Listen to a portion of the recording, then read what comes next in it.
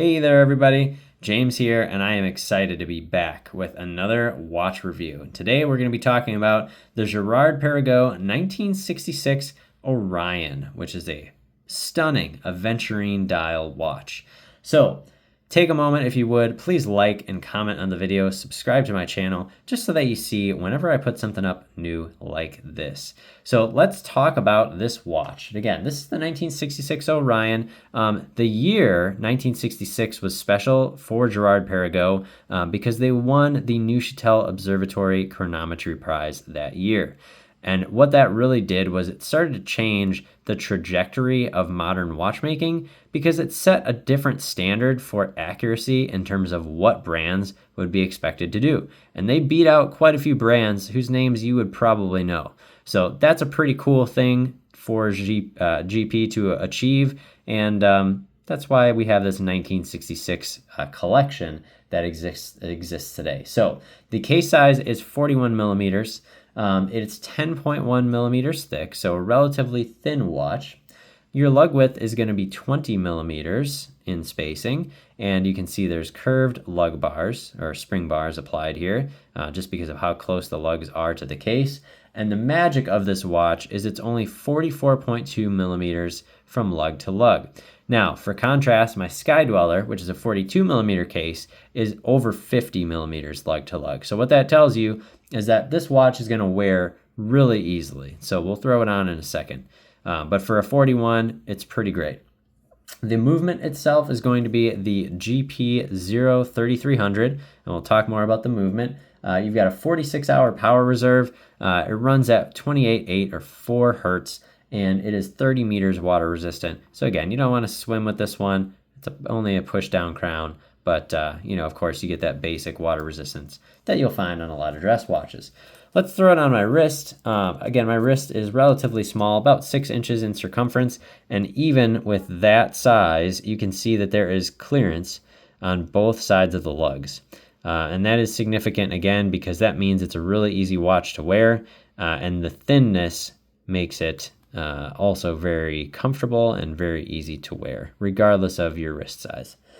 So let's take it off and let's talk about what you're all getting with this watch. So the strap is a alligator leather strap. It's got this kind of dark midnight blue color. It's a little hard if you just have the watch by itself. It almost looks black. But when you put this next to something black, like the top of my desk here, you can definitely tell that it is blue. So very nice leather strap, a different leather on the bottom. And then you also have a pin buckle that has, if I can get it in there, the GP logo right there. So very nice, very functional, works great with the watch, and I think it looks spectacular. So let's talk about the magic of what makes this watch. And that is, of course, the Aventurine dial. Now, what is Aventurine? It's a form of enameling, which is essentially a glass-based paint that is applied to the dial as liquid and then heated at very high temperatures so that it adheres itself to the dial base. And typically it's done in layers because you wouldn't want just one layer of enamel. You want multiple layers because that's what gives the dial its texture and depth. So if you look at it straight on, yeah, it looks cool. It's got some sparkles to it. That's kind of neat, great. But where you really start to notice it is when you look at it from an angle and you start to see this almost liquid look to it that you'll see with enamel very often, and it gives it depth. And that's where you kind of get to this almost like it's an infinite, looking into a telescope or something out into the sky where you can just see an infinite level of, stars shining out there. So very, very cool. This is a brilliantly done Aventurine dial. Now, what else do we have here? Well, we have leaf style hands and a counterweighted seconds hand, which are nice, kind of a vintage inspired look. And then these hour markers are interesting because they only have applied ones at 12, 3, 6, and 9. And honestly, I wasn't sure how I'd feel about the fact that not all of them were like that. You can see, they're raised because they're actual pieces of metal that are on the dial. Because the other ones are just kind of almost painted on over the top of the Aventurine dial.